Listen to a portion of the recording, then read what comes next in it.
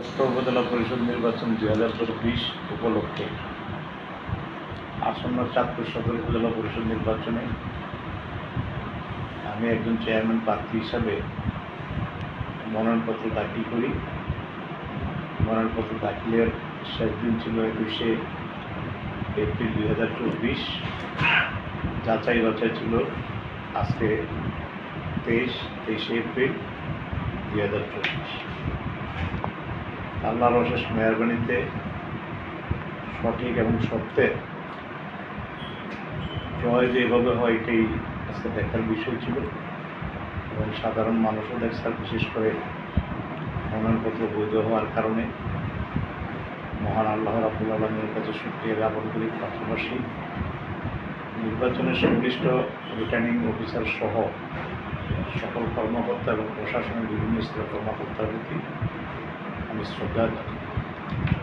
এই কারণে শ্রদ্ধা জানাই, আসলে আজকে শুরুটা যেভাবে হয়েছে, যদি আগামী 21শে মে নির্বাচন পর্যন্ত যদি সঠিক এবং সুন্দরভাবে ওনারা কাজ করে, অবশ্যই এটা একটা মাইল ফলক হিসাবে চিহ্নিত হতে হবে। আপনারা লক্ষ্য করেছেন, আমরা যে যত কথাই বলি, যে দৌড়ই করি না কেন, আমাদের বর্তমান প্রেক্ষাপটে আমাদের মাননীয় প্রধানমন্ত্রী রাষ্ট্রনায়ক শেখ হাসিনা দলীয় প্রতীক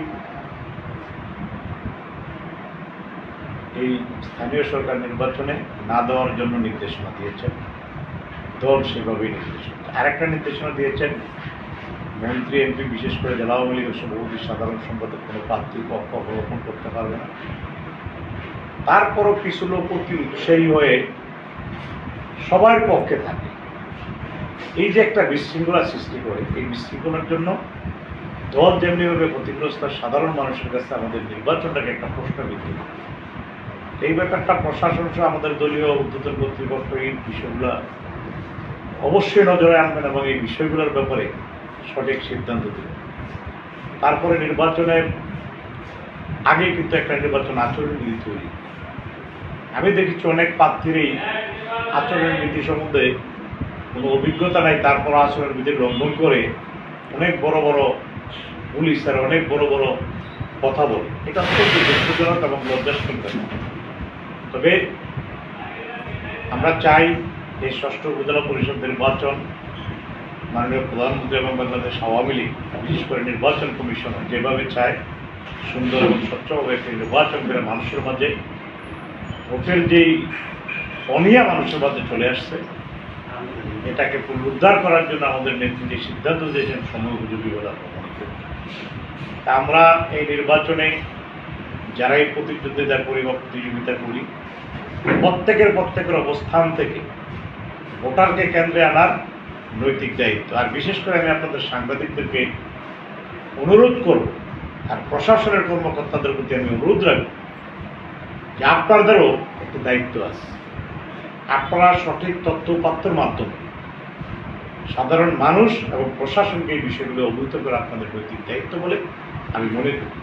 আপনারা যদি এগুলা সঠিকভাবে উপস্থাপন না করেন, প্রশাসনও কিছু করার এখতিয়ার রাখে না।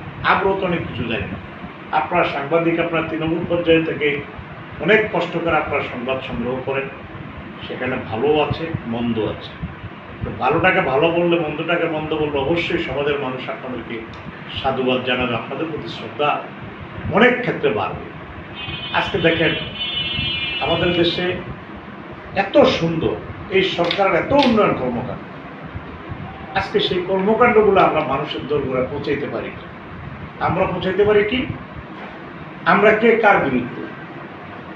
কার বিরুদ্ধে কথা বলে মানে বড় হব, এটা শুধুই আমি মনে করি, আমি এখনো বলি, নির্বাচন আসন্ন, নির্বাচনে প্রার্থী হওয়ার এখতিয়ার সকলের আছে, অধিকার সকলের আছে। আর দল যেহেতু উন্মুক্ত করেছে, এই নির্বাচন অর্থবহ করার জন্য প্রত্যেকটা মানুষের কিন্তু নৈতিক দায়িত্ব, বিশেষ করে আমরা যারা দলের সাথে সম্পৃক্ত। হয়তো অনেকে প্রশ্ন করবেন, আমরা জাতীয় সংসদ নির্বাচনে স্বতন্ত্র প্রার্থীর পক্ষে আমরা নির্বাচন করেছি। এটা দিবালোকের মতো সত্য। নির্বাচন আসলে এগুলা প্রপাগান্ডা অবশ্যই ছড়াবে। এর আগে আমি বলে রাখি, দল যদি স্বতন্ত্র প্রার্থী না দিত, নেত্রী যদি স্বতন্ত্র প্রার্থী নির্বাচন করার সুযোগ না দিত, তাহলে সারা বাংলাদেশে 62 জন স্বতন্ত্র সংসদ সদস্য নির্বাচিত হয়েছে এবং আমাদের প্রিয় নেত্রী সেই সংসদ সদস্যদের সাথে মিটিং করে স্পষ্ট বলেছে ডাইটা তো আমার বামত। কারণ আমরা যারা রাজনৈতিক কর্মী আমরা অবশ্যই এগুলা খুঁটিনাটি বিষয়গুলোতে আমরা নজরদারি করি। তারপর ভোট হয়েছে, এমপি নির্বাচিত হয়েছে, মন্ত্রী হয়েছেন, আমাদের এই আসনে থেকে এমপি নির্বাচিত মন্ত্রী হয়েছেন। আমরা তো মন্ত্রী এমপির বিরুদ্ধে না, কিন্তু সরকারি যে সিদ্ধান্ত, দলীয় যে সিদ্ধান্ত, সেটা মন্ত্রী বলেন, এমপি বলেন, আমি বলি, আপনি বলেন, না বললে তার বিরুদ্ধে অবশ্যই দল সেই ব্যাপারে সিদ্ধান্ত নেবে, দল নেবে।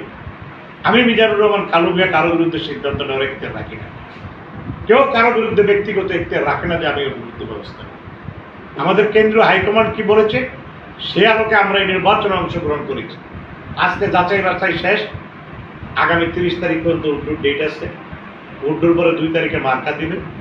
এরপর আমরা নির্বাচনী প্রচারণে আমরা মাঠে যাব, জনগণের কাছে যাব।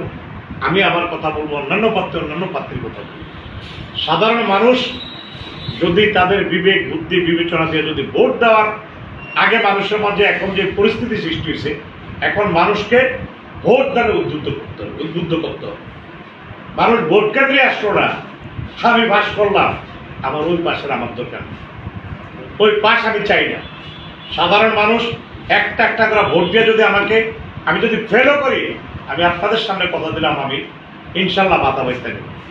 ভোট ছাড়া আমাকে কেউ যে কাগজে কলমে লিখে দেবো আমি আমার এটা দরকার, আমি ওই চেয়ারম্যান হইতাম চাই না।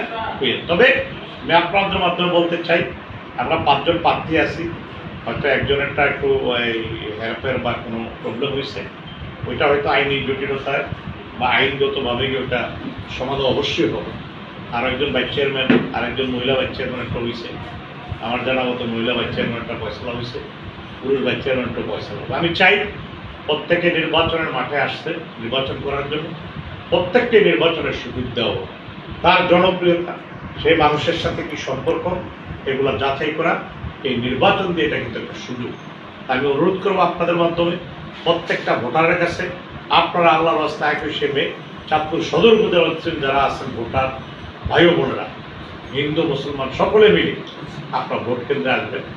আপনাদের যাকে মন চান, এই 5 জনের মধ্যে যাকে মন চান, যাকে যোগ্য মনে করবেন, যাকে আপনারা সুখে দুঃখে পাবেন, কোনো হুমকি দামকি ভয় ভীতি লোভ লালসা উদ্বেগ, আপনারা তাকে ভোট দিয়ে নির্বাচিত করবেন।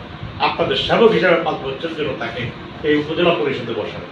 আমরা চাই একটি স্বচ্ছ সুন্দর দুর্নীতিমুক্ত সন্ত্রাসমুক্ত একটি স্বচ্ছ উপজেলা পরিষদ এবং আমাদের প্রিয় নেত্রীর কনসেপ্ট অনুযায়ী আমরা স্মার্ট একটি উপজেলা গঠন করতে চাই। তবে সেখানে স্মার্ট একটি উপজেলা গঠন করতে হলে স্মার্ট মানুষের প্রয়োজন।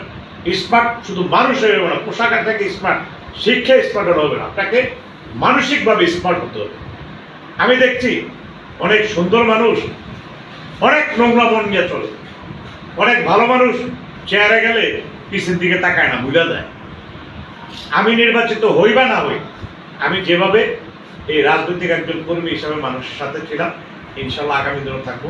আমি আপনাদের মাধ্যমে উপজেলাবাসীর সকলকে আন্তরিক অভিনন্দন জানাই, সম্মান জানাই, শ্রদ্ধা জানাই। আগামী 21 তারিখে ওনারা সদল বলে কেন্দ্রে উপস্থিত হয়ে তাদের ভোট, আরেকটা কথা আমি না বললি নয়, এবারকার ভোট হবে ইউনিয়নের মতো। অনেকে বৈশা বিভিন্ন জায়গায় এই ভোট ফাইলে হয়ে দেবে, এই ভোট ফেলে দেবে। আমি আপনাদের মাধ্যমে যারা নির্বাচন কাজে জড়িত তাদের দৃষ্টি আকর্ষণ করে রাখলাম, এই বিষয়গুলি খতিয়ে দেখে যদি আমার দ্বারা এরকম কিছু পায়, আমার বিরুদ্ধে যাতে ব্যবস্থা নেয়। আর নয়তো যারা এগুলা করে দলের ভাবমূর্তি নষ্ট করছে, নির্বাচনকে প্রশ্নবিদ্ধ করছে, তাদের বিরুদ্ধে নিয়মতান্ত্রিক ব্যবস্থা গ্রহণ করার জন্য আমি আপনাদের মাধ্যমে প্রশাসনের প্রতি বিনীতভাবে আমি আহ্বান জানাবো। পরিশেষে আমি আর বক্তব্য এই মুহূর্তে দীর্ঘায়িত করবো না। আপনারা আসছেন, কথা বলছেন, হয়তো আমার কথায় কাজে আচরণ যদি ভুল ত্রুটি হয়ে থাকে তোমার সুন্দর দৃষ্টিতে থেকে আগামী 21 তারিখ পর্যন্ত আল্লাহ পাক রাব্বুল আলামিন যদি আমাকে বাঁচিয়ে রাখে, ইনশাল্লাহ আমি নির্বাচনের মাঠে আছে থাকবো, আমি প্রতিযোগিতায় অংশগ্রহণ করবো, পাশ করে আল্লাহ পাক রাব্বুল আলামিন নির্ধারণ করবেন। এই প্রত্যাশা রেখে আমি সকলের সুস্বাস্থ্য দীর্ঘায়ু কামনা করে আমি আমার বক্তব্য শেষ করছি। আল্লাহ আমাদের সকলের সহায়। আল্লাহ হাফেজ। বাংলাদেশ।